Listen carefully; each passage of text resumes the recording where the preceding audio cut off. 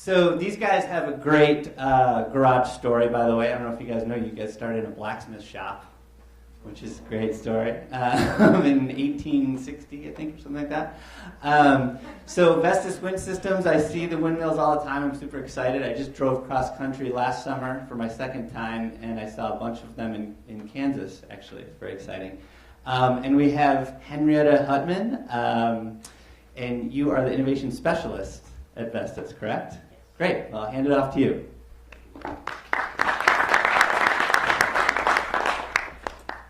Thank you so much, and I'm really excited to be here. I came all the way from Denmark to attend this.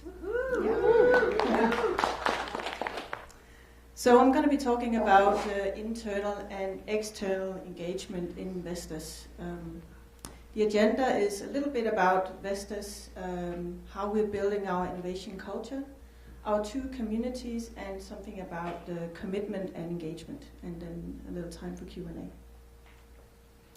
So Vestas in brief, a little bit about myself. I've been with Vestas for 8 years. The 2 last years I've been in Innovation and Concepts, which is a sub-department of our R&D department with direct reference to our CTO. The first 6 years I was a management assistant, and then I moved into the specialist track for the last 2 years. I attended this Open Nation last year when we were selecting a platform, and we selected IdeaScale. So we launched IdeaScale in April this year internally, and externally in October this year as well. So it's quite new, and we're still learning a lot. I need my notes. A little bit about Vestas. We did come from a blacksmith, but the company is quite new. It's only 35 years old. We employ more than 21,000 people worldwide. We monitor 33,000 turbines a day, and the data is used for service and maintenance. And we have more than 57,000 turbines worldwide. That's an installed capacity of 76 gigawatts, and it's in 75 countries. Wind energy in US right now is 4.7% of your total energy consumption.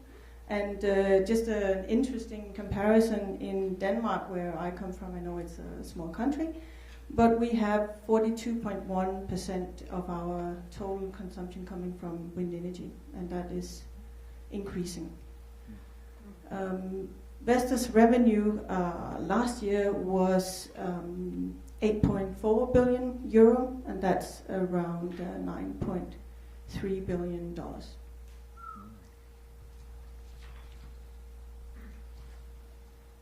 So if we look a little bit about the Vestas markets, we pioneered 35 markets in wind, and we are in these 75 markets worldwide.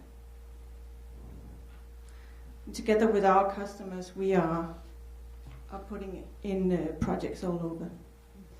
So the strategy that we have is where collaboration is one of the foundation in the strategy, along with accountability and simplicity.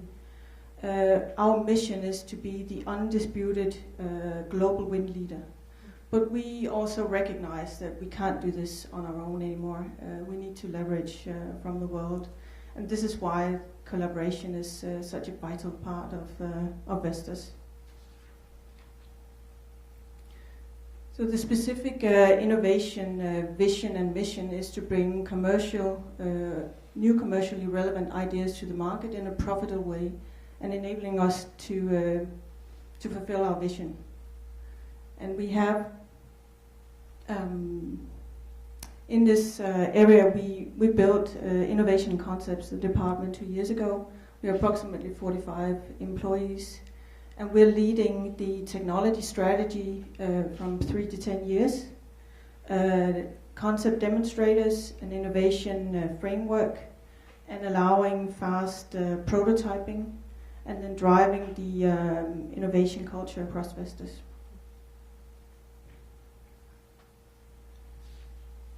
So some of our focus areas is partnering with suppliers and leveraging on their ecosystems and involving the suppliers and partners very early in the development phase.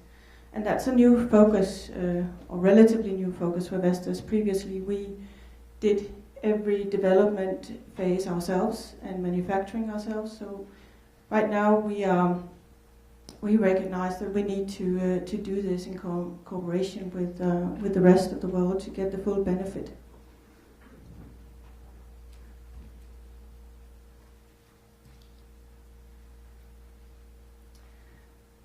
So we are in the midst of building this innovation culture, and the program is not going to last very long without the culture, and that's a strong focus for Vestas right now.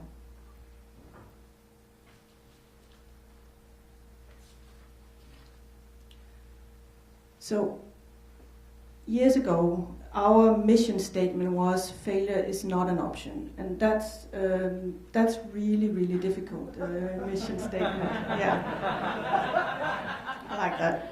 Yeah, so we focused all our attention to execution, and it was all over the company. Failure is not an option. So that's a huge mindset change that we are going through, and we've been going through the last 5-6 years. And management is committed to changing this mindset towards a stronger focus on innovation and forward-looking strategy. So fail fast to learn instead of failure is not an option. And that's part of the foundation supporting our innovation culture. So we're doing different things to help this, launching innovation hackathons and workshops where we use Ideas at Vestas, which is our platform. And we focus on the culture and the values in general. So this is a picture of our CTO. We've had these posters all around the company with our stating our values. This is about accountability and what it means to him, sort of supporting how important innovation is and the need to take calculated risk.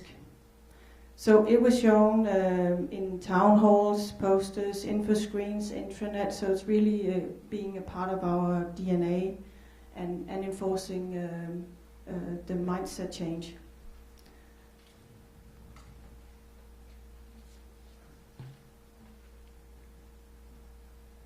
So we have two communities. We have an internal communities, Ideas at Vestas, and we have an external community, Innovate with Vestas. And the first, the internal one was, as I mentioned, launched in April, and Innovate with Vestas was launched only 2 weeks ago. So it is really new.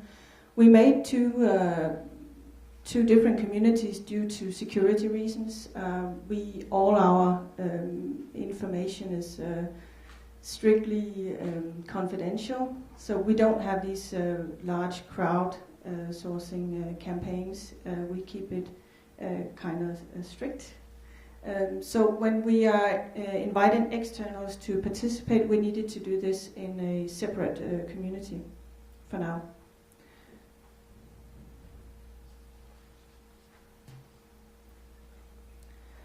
So our internal community, Ideas at Vestas, is a strong support of our innovation culture.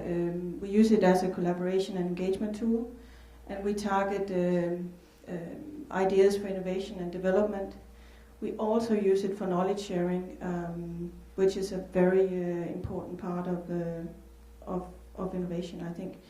And having this tool used as knowledge sharing will make people use it much more. I mean, it will be a part of their daily work.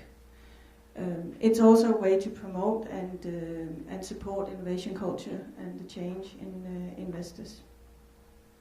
So we do it challenge-driven innovation is what we call it. So we have these specific challenges where we invite a specific group that's relevant for the challenge, and they participate in a certain challenge over a duration of time.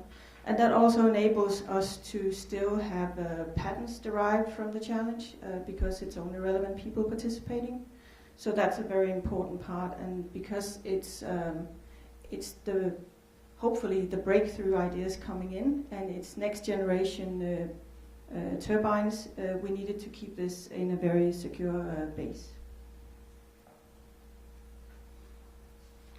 So another place we are using it, or we had a specific launch, was in Chennai in India. We have an R&D facility in India with approximately 250 employees. It's been there for 10 years. And we set up 3 different opportunities in Ideas at Vestas in Chennai, where we, of course, use the challenge-driven innovation as we have in the rest of Vestas, and then something called Technical Forum, which is more of a generic idea submission, where we set up specific campaigns for the expertise areas. And then it was open, or it is open for all employees in Chennai to participate in this. So that's just going to be idea bucket for a specific area. And then again, they use it for the knowledge sharing. And some of the benefits that we're seeing in Chennai is that this is a part of energizing and invigorating a site that's a little bit far from our headquarters. They also use it to collect information on their reward and recognition program that they have, and that's a motivating factor as well. So this will support the collaboration across Chennai site and structure their improvement and innovation ideas, and again promote the innovation culture that we are trying to establish. This is just a couple of examples of what they look like in Chennai, the sites that we did. So you can see that we have, I don't know, like 12, 15 different campaigns on the specific topics. And these are just relatively new, so we just launched it a couple of days ago, actually. And next week I'm going to be in Chennai again, where we'll have a one-day session on Innovative India, and this is going to be one of the messages that we are sort of giving to use this across Chennai site, both in R&D and sales and manufacturing that we have in Chennai.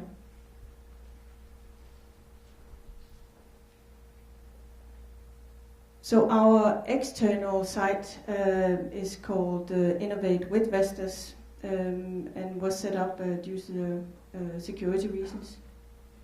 We use that with suppliers, partners and customers for early development engagement, so we can leverage from their knowledge and sort of build something in collaboration. We want to leverage from their ecosystems, as that's a really important part of our strategy.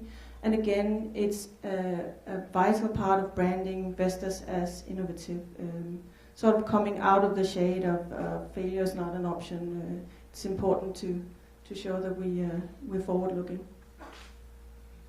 And it is a conscious decision from Vestas to engage the outside world in the early development.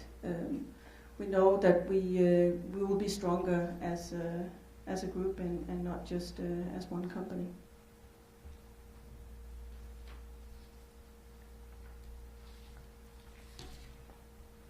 One of the projects that was launched, or the first external projects that was launched here in October, is a European Union-funded project where we have multiple partnerships. It was launched in a SteerCo meeting in London, I think 3 weeks ago, and this is a funded project with multiple partners, primarily universities. So we have 6 different partners 22 members and 8 reviewers and 4 campaigns right now. And it's going to be run for, I don't know, years. It's an ongoing project, but the campaigns will change. But they are longer campaigns than we would usually have. We use it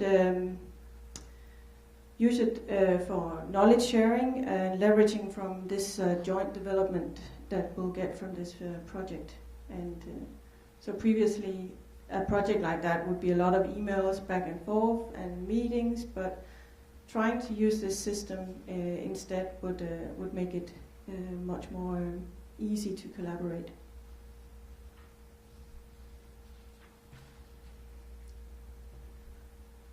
This is another way that we use the external community is for external inquiries, and we haven't opened up for the public to come with their inquiries directly into the system.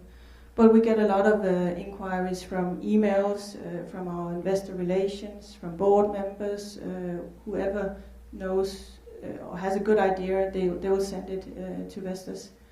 We previously had an opening on Vestas.com where they could give their brilliant ideas, and I'm sure a lot of you have experienced that. It's a lot of work. I mean, a lot of ideas come in, and you really need to have the time to do this. So for now, we are registering all these ideas in IdeaScale and doing all the reviews and all the history in IdeaScale and keeping it there. So maybe in a couple of years we'll be open to do it completely open again, but it will take a little time, and our focus is right now on the more strategy or the more constrained. I really don't like that word, but that is the case. Yeah. So. A launch that's coming here in end of Q4 or start of Q1 is towards our strategic suppliers and customers, where we will do it in 3 different ways. Again, the challenge-driven way, where Vestas is sort of the initiator and they will be pulled in. And then the supplier will sort of focus on a couple of maybe 20 suppliers and have them have their own campaign in IdeaScale, sort of their vehicle in to discuss their ideas with their Vestas partners and the relevant stakeholders inside Vestas. So that's something we're really excited about, and hopefully that's going to be here soon. And then a future next step, which hasn't been agreed yet, is to do it towards our customers as well, and that will again be some specific chosen customers where we have this interaction.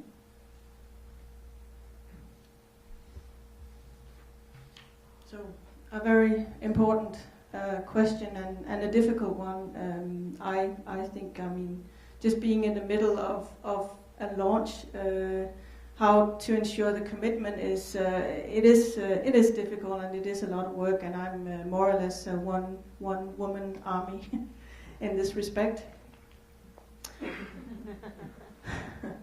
But community engagement, it comes from accessibility and motivation. And one of the things that we discussed was that we have this always focus on the goal. So we do it with a clear goal, clear focus and constraints and objectives all the time. And we start with small crowds, so not this huge crowd, but maybe 10, 20 people in a campaign. So it's not a large audience.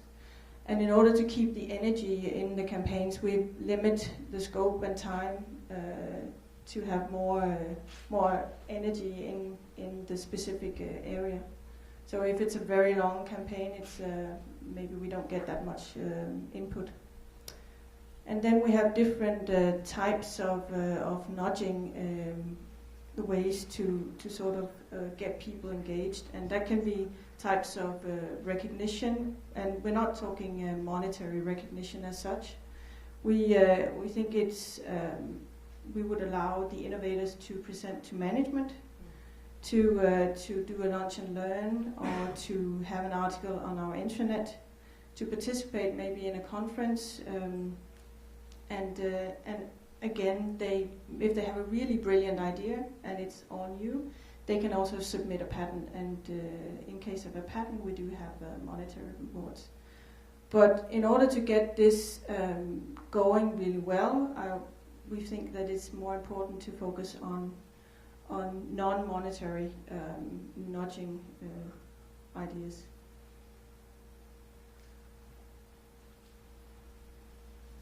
So an important part of doing this is to have a successful anchoring and deployment. And as a lot of you have also mentioned, it's important to have management engaged in this. And we saw this when we did our pilot back in May, before we launched it, that the management didn't sort of engage before the last part of the campaign, where they were reviewing it. And they had a lot of questions in that end, and it was like a little bit too late. So we have recognized that they need to be part of the first ideation phase, and setting the questions, and being sort of the not the facilitator, but a little bit of facilitation by management. That will encourage and motivate people a lot more, and they can maybe set the correct or the right technical answers to sort of move them in the direction which is needed. So the senior management in our R&D, they are the owners of the campaign, and in reality they don't set the campaigns, but they are the owners and owners of the system. And the system was launched by our Vestas CTO. And when we do a launch, we launch a campaign in a physical meeting first, sort of to set the stage. And we try to have some creative sessions during the campaign and not just do it online. And we have also used it in workshops. Then we also have an appointed facilitator, and we've experienced that facilitator role is really, really important. So during the first couple of challenges, the facilitator wasn't as committed or engaged as it could have been, and from the lessons learned, we saw that this is an important part, a great facilitator. And then we have the last part of our campaigns, which is the review, where we have senior technical staff doing the reviews, and they also engaged in the ideation. I think some of the challenges in doing this is, of course, it's time consuming, and until people see this as a part of their daily work and not something they do on top of their daily work, it will be challenging to get this off the ground. It takes time, and it takes time to get the right traffic in the community, and the best part is when you get to a stage when you can show some results. That's going to be the best motivation. But being just 6 months into the program, we don't have that many results yet, but sure it will come.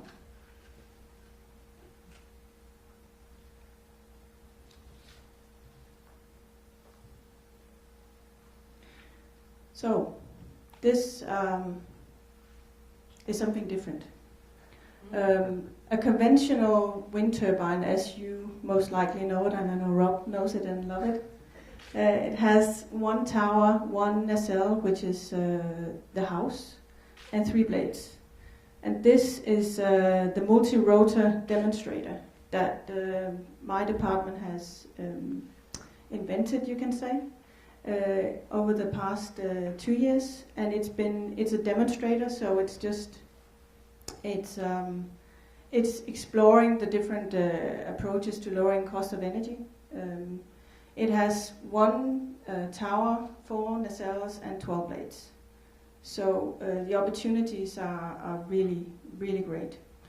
And some of the challenges that we have faced in this project has been run in idea scale.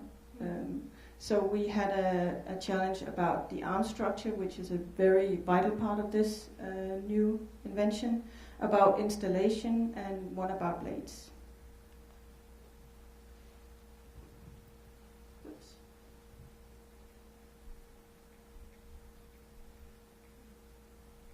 Sorry. Let me show you a video.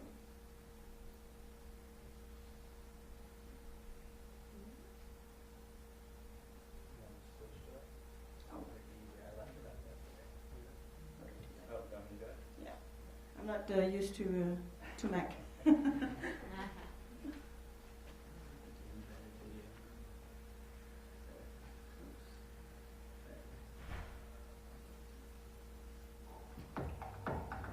Oh, wrong screen.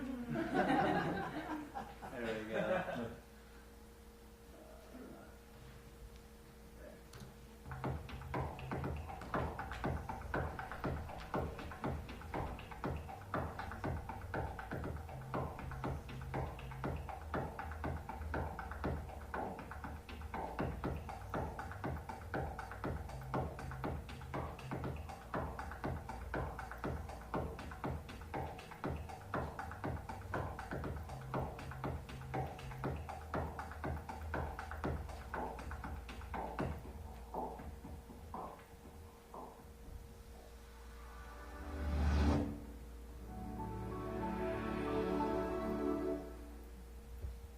So wasn't that great?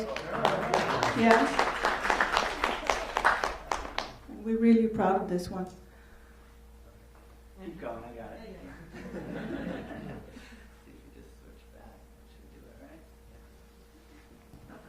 But that was the last slide and the end of my presentation. So if any of you had any questions, maybe not the highly technical wind turbine questions, which is not really my field, but if you have any of those, you can let me know and I'll... I do have one small one about that, though. With the multi-rotor setup, are you reusing an existing tower completely? Or? On the demonstrator, it's all reuse.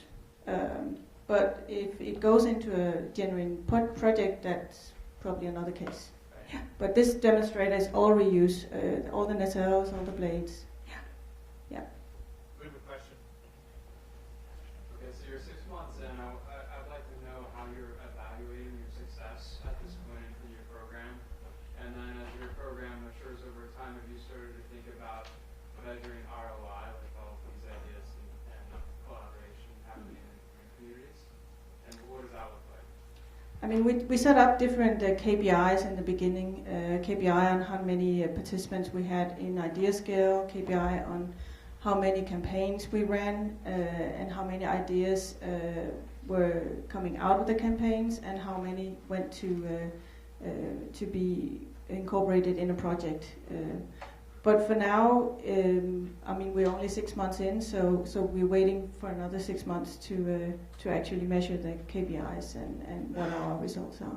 But we definitely have that in mind when we set this up. My question's about your communities. I'm interested in hearing more about how the community responds to the small group to begin, and how that integrates when you have that larger bucket where they were sharing more across the larger employee group.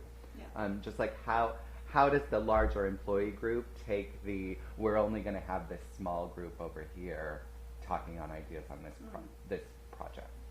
And that is a bit difficult, because having the small groups, you would always say that a lot of people can't participate. I mean, we are over 20,000 people, so a lot of people, investors, will not even be invited to attend this program. So it is difficult to have this division.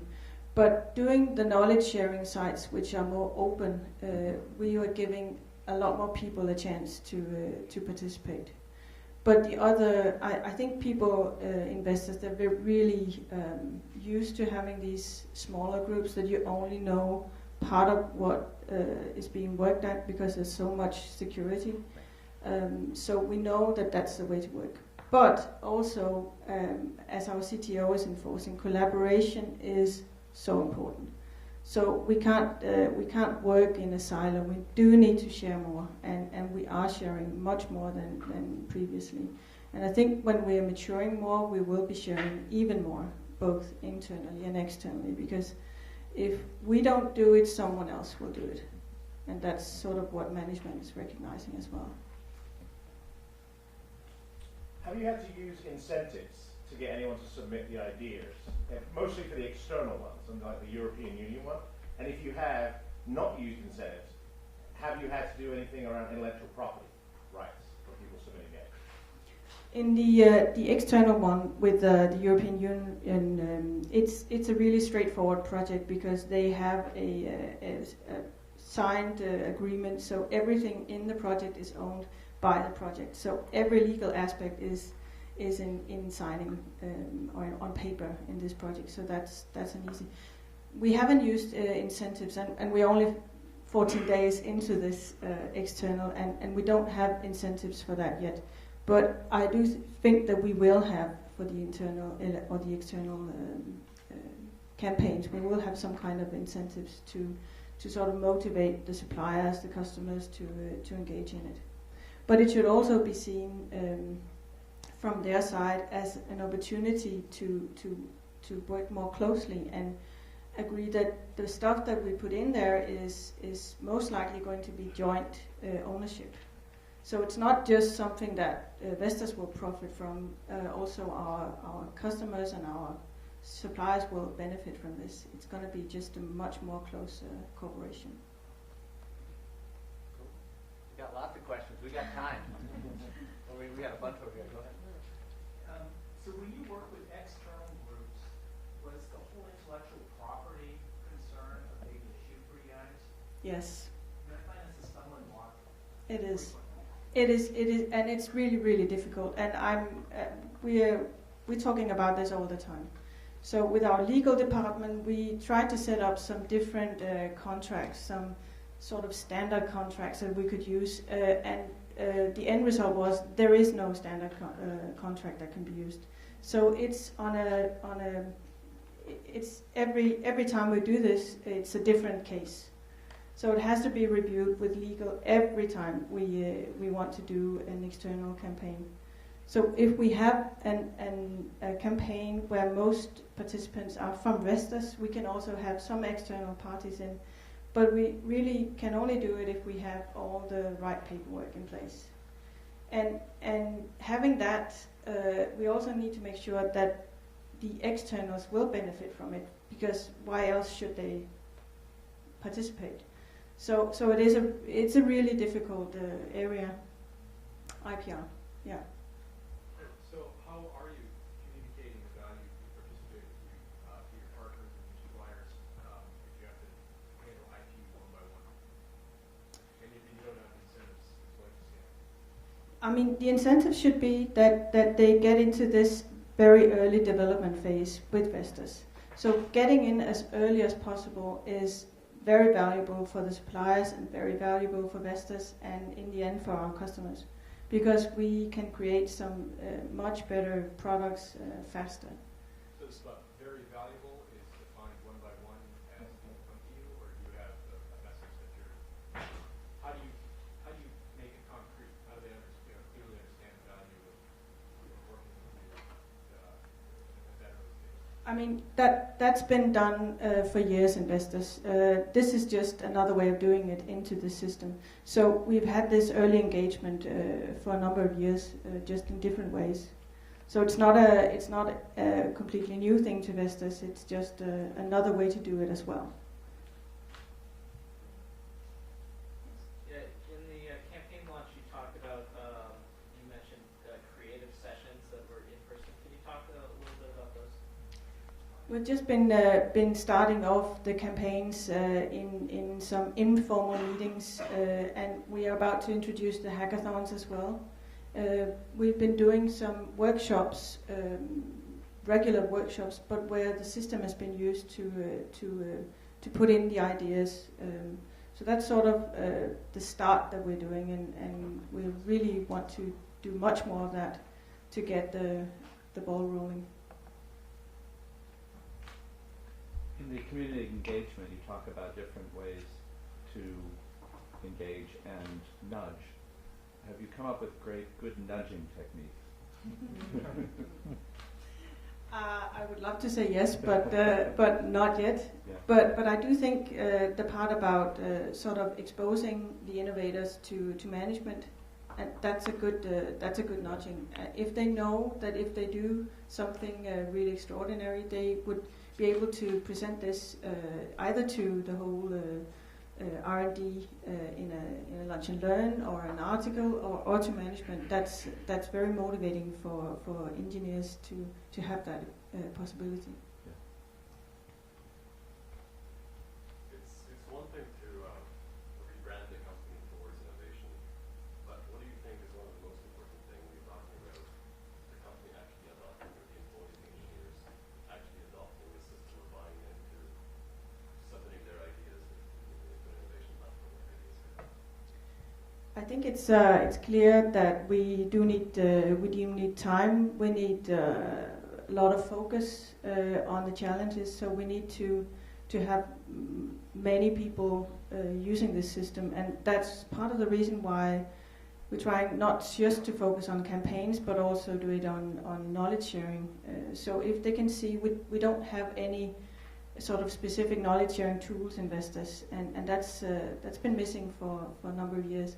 So if they can see they can use this tool for regular knowledge sharing across departments or projects, they would go in and use the tool, and it will just be a part of their DNA, and not just when they happen to be part of a campaign. Because most of the engineers and specialists, they won't be attending a campaign maybe once in a while, so they don't really get to use the system that much. So if we use it in daily business, that's going to be quite powerful.